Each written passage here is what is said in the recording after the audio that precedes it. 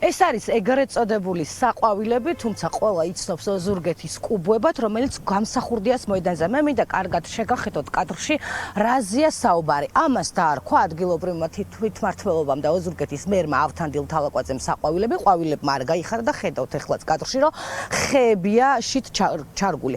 ეს რამდენიმე ცალი გუშინ დაიწყო აღების ეს ეგრეთ წოდებული სპეცოპერაცია, როგორც გურიაში იხუმრეს კიდეც და აქაც ხედავთ. ყველს გულში მთელი დღის განმავლობაში ძლიერ სიცხეში აამუშავეს დასუფთავების სამსახურის თანამშრომლები, რომლებმაც ისიც კი არ იცოდნენ, აიღებდნენ თუ არა ამაში დამატებით შემოსავალს.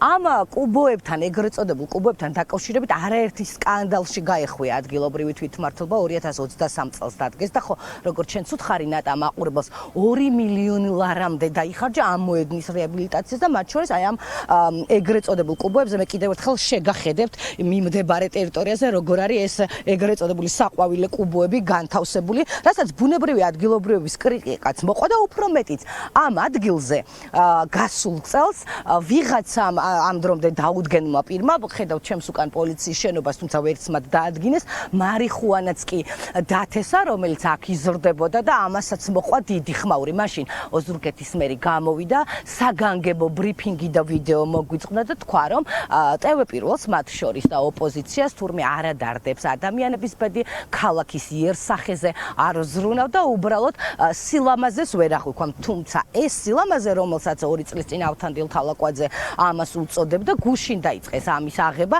უფრო მეცაც გეტყვით, აუდიტის დასკვნაშიც კი მოხდა ეს ეგრეთ წოდებული საყვავილები და გარკვევი წერია დასკვნაში, რომ ესენი დაიჟანგა, არ იყო კარგი და რომ ის მინიმუმ მისახედი იყო და შეღებვის ნაცვლად ხედავთ და კადრშიც ჩვენი მაყურებელი უყურებს, როგორ დაიწყეს ამ აღების სპეცოპერაცია, არა კონკრეტული კომპანიას დავალეს, არამედ იმ ადამიანებს, რომლის ხელფასი 300-400 ლარია, რომლებიც დილის გამთენიდან გამოდიან ქუჩებს ალაგებენ და იმის ნაცვლად, რომ მათ სამუშაო საათების დასრულების შემდეგ სახლში გაეშვათ, როგორც ჩანს, დასუფთავების სამსახურის უფროსმა და ოზურგეთის მერმა მიიღო გადაწყვეტილება, რომ ამ ადამიანებს ძალიან ძლიერ სიცხეში აი ამ ეგრეთ წოდებული კუბოების დაშლაში მიიღოთ მონაწილეობა.